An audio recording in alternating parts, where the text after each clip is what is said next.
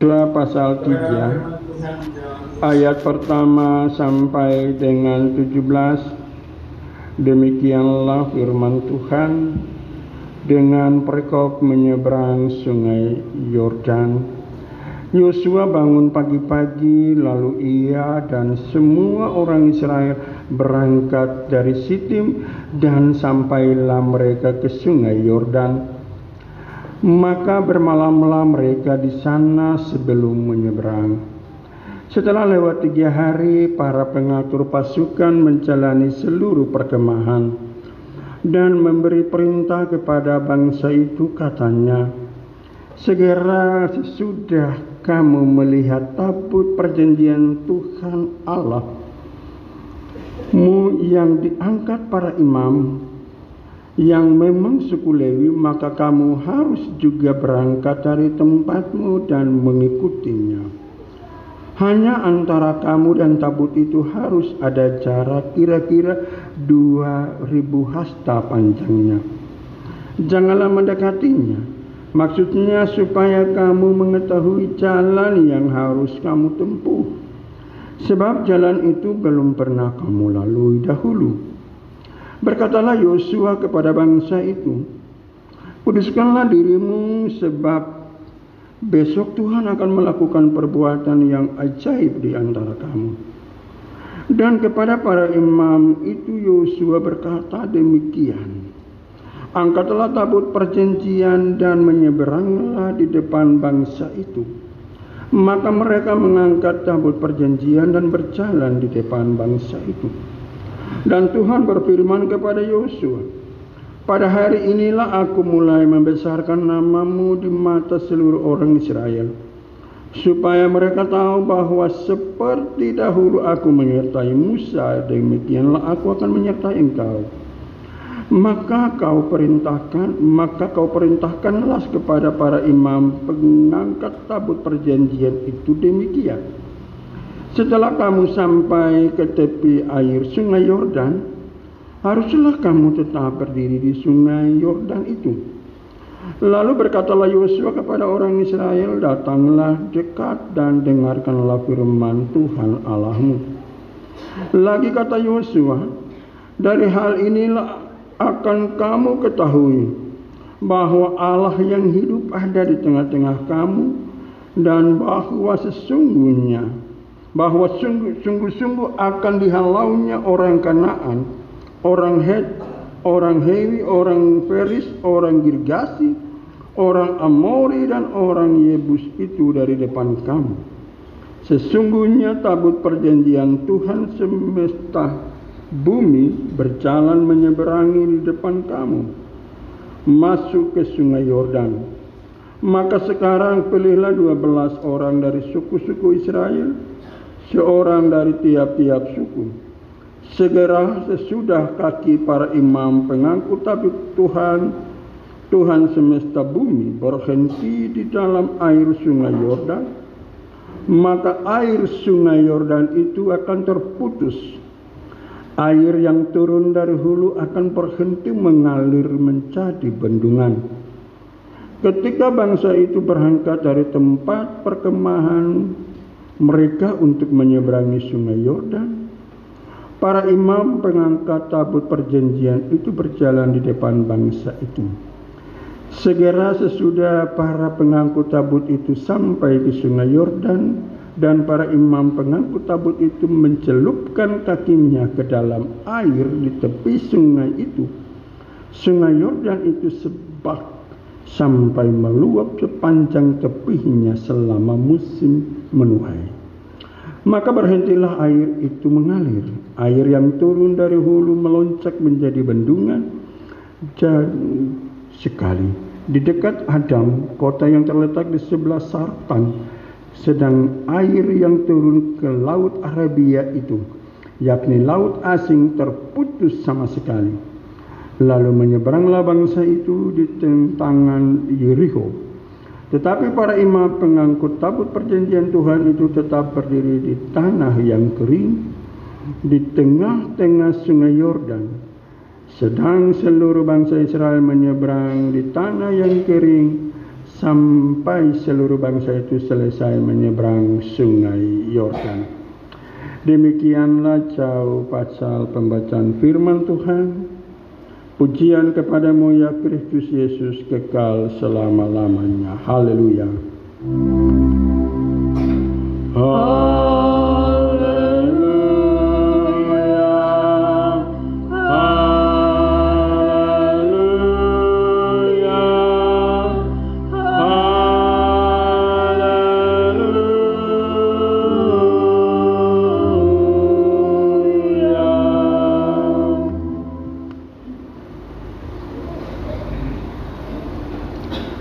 Shalom. Persekutuan yang berbahagia yang dikasihi Tuhan, dari pembacaan ini kita diantar dengan satu tema, kuduskanlah dirimu. Allah yang hidup ada di tengah-tengah kamu. Kuduskanlah dirimu. Allah yang hidup ada di tengah-tengah kamu. Persekutuan, kalau kita mengikuti seluruh pembacaan kita dalam minggu-minggu ini, tentunya kita akan melihat, kita akan menjumpai tanda Tuhan hadir dan ada di tengah-tengah umatnya.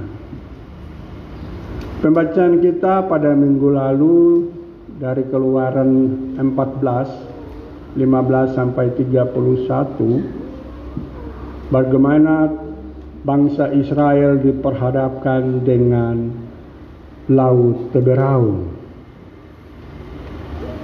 Pasti kita semua sebagai manusia, ketika kita di bawah dalam sebuah perjalanan, suatu perjalanan yang belum kita memahami jalan atau mengerti jalannya, lalu diperhadapkan dengan tantangan seperti ini.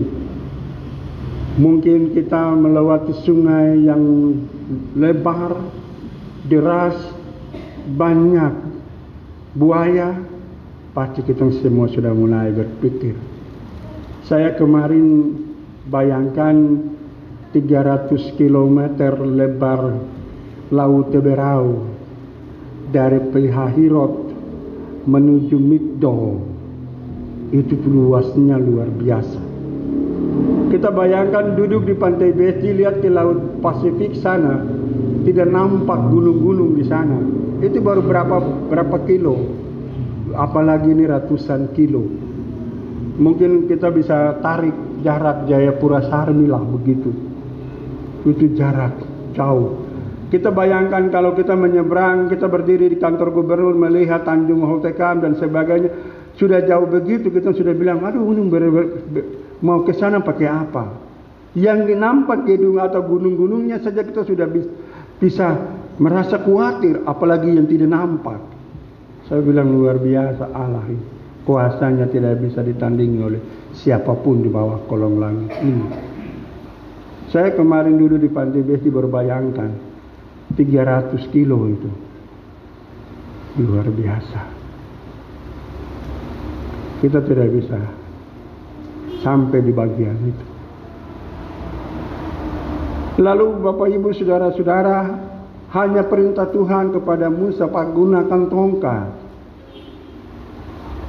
dan sebut nama Tuhan.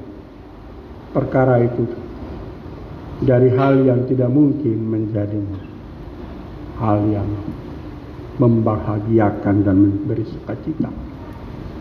Lalu kita lihat tanda Tuhan ada bersama umat itu tiang awan, tiang api.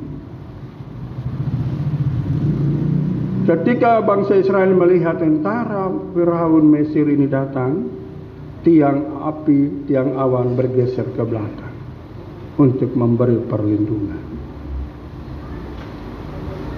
Lalu atas perintah Tuhan, Musa mengulurkan tangan dan tongkat yang ada di tangannya itu, maka terjadilah Laut Teberau terbelah.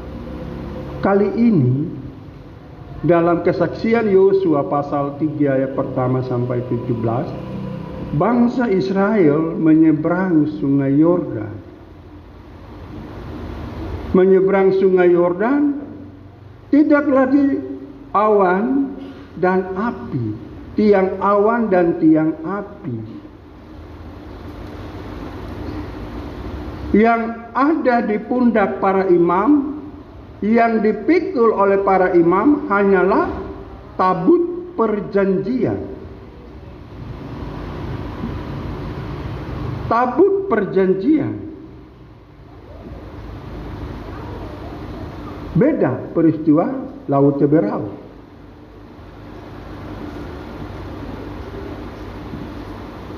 Tabut perjanjian yang digunakan atau yang diperintahkan oleh Tuhan merupakan tugas tanggung jawab para imam, yakni suku Lewi,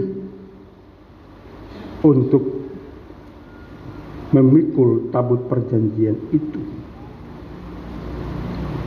Beda peristiwa ketika orang Israel menyeberang Laut Teberau dengan peristiwa mau menyeberang Sungai Yordan. Ketika mau menyeberang Laut Teberau tidak ada kalimat yang Tuhan bilang kuduskanlah dirimu. Tetapi pada saat menyeberang Sungai Yordan, Tuhan berfirman kepada Yosua, kasih tahu umat Israel, kuduskanlah dirimu. Ada apa? Coba Bapak Ibu saudara-saudari persekutuan kita bayangkan. Waktu menyeberang Laut Teberau, Tuhan tidak bilang sama orang Israel, kamu harus kudus. Padahal 300 kilometer ini kamu akan menyeberang, akan jalan. Ini hanya beberapa meter saja. Tapi Tuhan bilang kuduskanlah diri. Apa? Tanda Tuhan hadir dan ada di tengah umat itu sudah dalam tabut perjanjian. Apa isi tabut itu? Apa yang ada di dalamnya?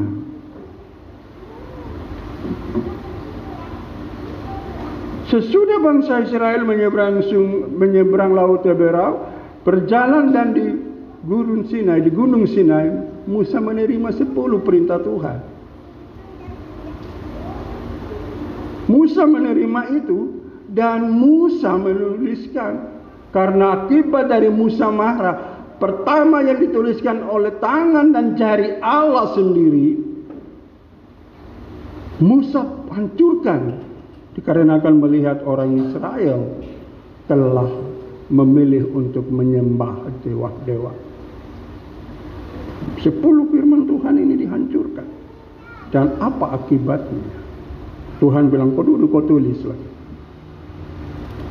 Seperti yang saya buat. Dan juga tentunya saudara-saudara, di dalam tabut perjanjian itu, selain ke-10 firman Tuhan, juga ada gulungan kitab Taurat. Rupanya pada saat Musa di Gunung Sinai, Musa telah menerima bagian ini. Mulai dari Kejadian, Keluaran, Imamat, Bilangan, Ulangan, ada di dalam tabut perjanjian.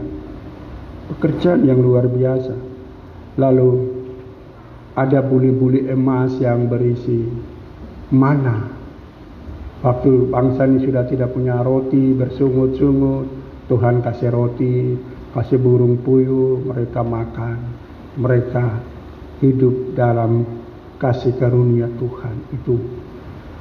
Dan yang terakhir adalah tongkat Harun. Tongkat Harun, sesudah Harun meninggal, Tongkat yang berbunga-bunga itu waktu dia dengan Musa melakukan segala tanda heran tulah-tulah di Mesir itu, tongkat ini dia berbunga. Tongkat Harun itu tongkat imam yang dimasukkan dan ada di dalam tabut perjanjian itu.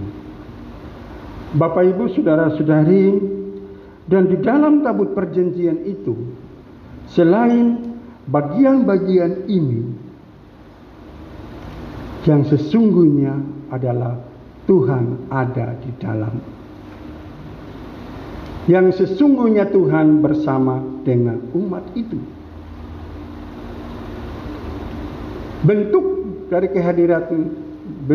hadirnya Tuhan ialah lewat bagian-bagian tadi. Ke-10 firman, kitab Taurat, bule-bule emas, dan juga tongkat Harun itu. Nah, Bapak Ibu saudara-saudari, inilah yang dipegang dan dipikul oleh para imam. Tidak pada orang lain, tidak pada suku lain, tidak pada prajurit yang gagah. Inilah kita lihat perbedaan. Kau prajurit, tugasmu prajurit. Kau imam, tugasmu adalah imam. Jadi tidak lagi ambil-ambilan, campur aduk di situ.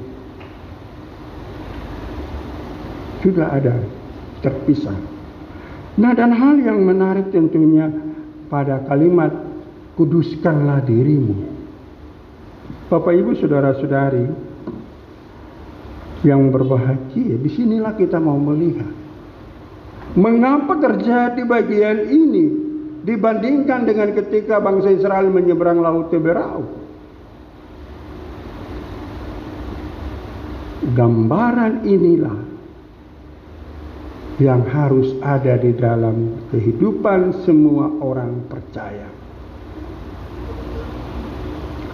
Ketika saudara dan saya dipanggil oleh Tuhan, ketika saya dan saudara ada di dalam persekutuan dengan Tuhan, banyak berkat itu mengalir. Banyak hal dari tanda heran yang satu kepada tanda heran yang lain diberikan oleh Tuhan. Terkadang dalam tanda kutip Tuhan tidak menuntut sesuatu yang luar biasa dari kita. Tetapi ketika perjalanan itu berjalan dan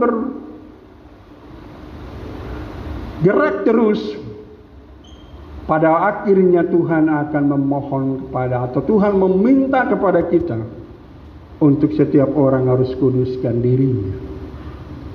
Karena pada akhirnya akan masuk ke tanah perjanjian itu. Tanah perjanjian di mana? Bukankah saya dan saudara-saudari sedang menuju pada satu bagian yang terindah, yaitu masuk di rumah Bapa di surga? Saudara, kita mau ke rumah Bapa atau tidak? Kita mau. Makanya kita juga diminta dalam bagian seperti ini, kuduskanlah dirimu. Artinya bukan karena kita harus bersih seperti kata dalam kitab Yesaya 1:18, pasal 1 ayat 18. Tetapi kita harus mulai membiasakan hidup ini, diri ini, memisahkan diri dari kebiasaan dan cara hidup yang sia-sia, dari kebiasaan yang tidak memuliakan Tuhan. Itu mulai kita melatih diri ini lepas dan bebas dari itu. Bukan langsung kelak kita bersih suci, tidak. Dari kata dasar wadas, yang artinya memisahkan, melepaskan apa yang mengikat kita. Mungkin saya suka maki, mungkin saya suka gosip orang, mungkin saya suka campur urusan orang, saya suka togel, itu dilepaskan. Ingat, Tuhan bilang, kamu mau menyeberang sungai Yordan, kasih tahu dari rumah ke rumah, dari kemah ke kemah orang Israel, kuduskan dirimu. Yang pergi biasa sembah berhala, taruh-taruh apa di bawah pohon, di batu kah, di mana, stop. Kalau kamu mau menyeberang, Kalau kau masih seperti itu, kau tidak akan menyeberang, kau akan lepu di sebelah sini. Kau tidak akan masuk tanah perjanjian. Ini pelajaran penting bagi kita untuk melihat perbedaan antara menyeberang laut Teberau dan Sungai Yordan. Sungai Yordan sudah memasuki tanah perjanjian itu. Tapi kenapa Tuhan bilang harus kuduskan diri? Inilah saudara dan saya. Jangan kita tepuk dada, saya ini orang Kristen, saya sudah baptis, saya sudah sidi. Yang sudah berkeluarga bilang saya sudah nikah gereja. Tapi kebiasaan kita yang tidak memuliakan Tuhan masih menguasai kita. Apa artinya, saudara?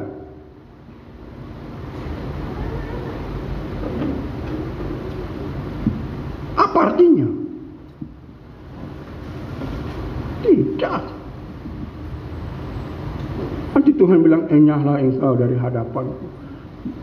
Matius 7, 21-23. Aku tidak mengenal engkau. Walaupun kau bilang, Tuhan, dalam namamu saya berkhotbah seperti kami para pendeta, atau saudara-saudari majelis, atau para pengasuh sekolah minggu, atau siapapun yang pimpin ibadah. Tuhan bilang, enyahlah engkau. Saya tidak kenal kau. Bilang, Tuhan, saya berdoa orang disembuhkan. Enyahlah engkau dari hadapanku, saya tidak kenal engkau. Apa yang Tuhan mau? Tuhan hanya bilang, lakukanlah apa yang dikehendaki Bapakku di sorga. Baru itu orang yang berkenan. Bapak Ibu saudara-saudari kita semua. Para pendeta juga demikian. Kami tidak bisa bilang kami ini yang benar, kami ini yang tidak. Yang bilang baik dan benar itu ada di mata Tuhan.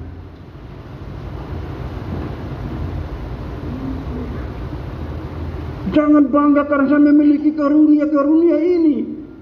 Tidak. Tapi kalau melakukan kehendak Bapa di sorga, Yohanes 15, 14, 15, maka Tuhan Yesus bilang kamu adalah sahabat. Jikalau kamu berbuat apa yang diperintahkan Bapakku kepadamu, aku tidak menyebut lagi kamu hamba, sebab hamba tidak tahu apa yang diperbuat oleh Tuhan.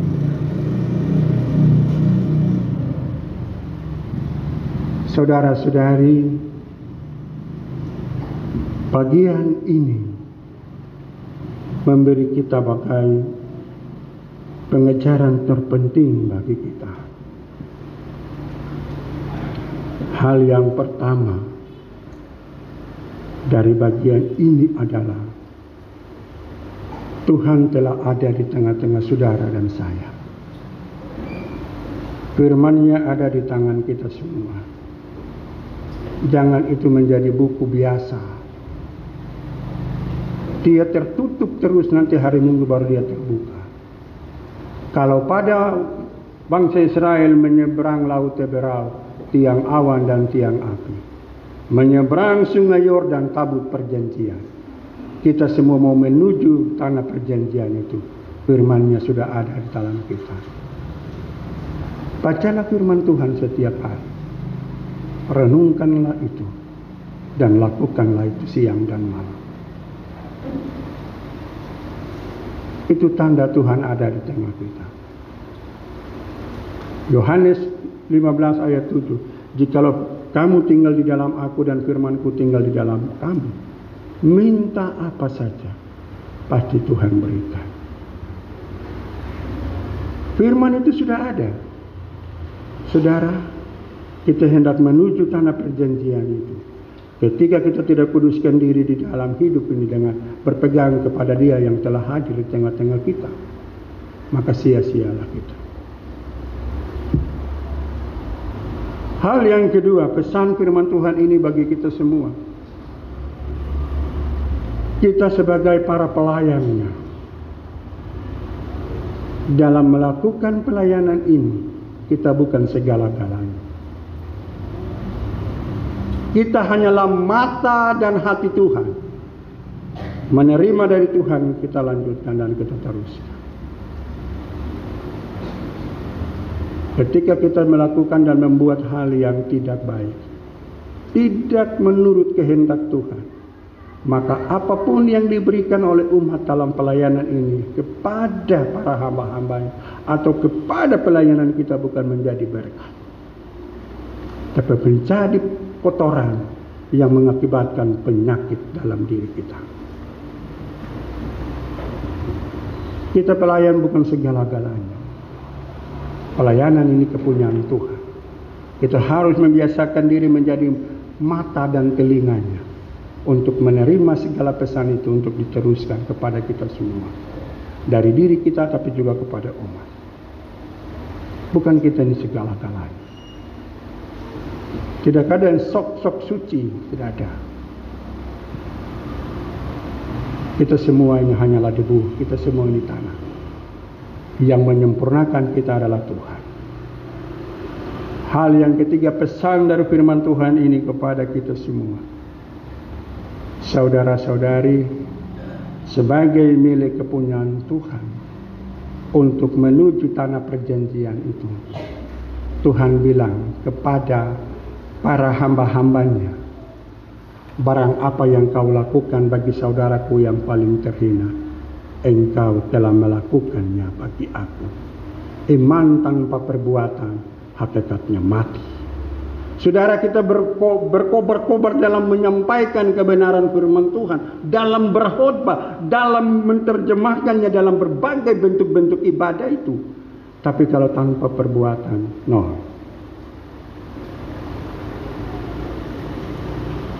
Kita bicara kasih tapi tidak mengasihi, memberi dan menyampaikan sesuatu kepada orang lain. No.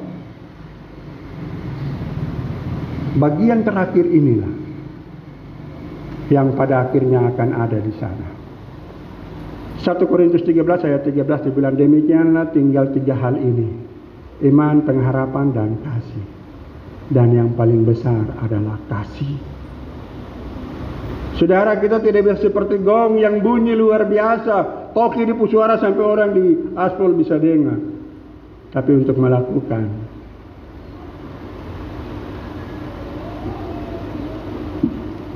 oleh sebab itu saudara, Matius 5 ayat 16 pada akhirnya dikatakan bagi kita, sebab itu hendaklah terangmu bercahaya di depan semua orang, supaya mereka melihat perbuatanmu yang baik dan memuliakan Bapamu yang di sorga. Itulah upah, itulah bagian yang terindah.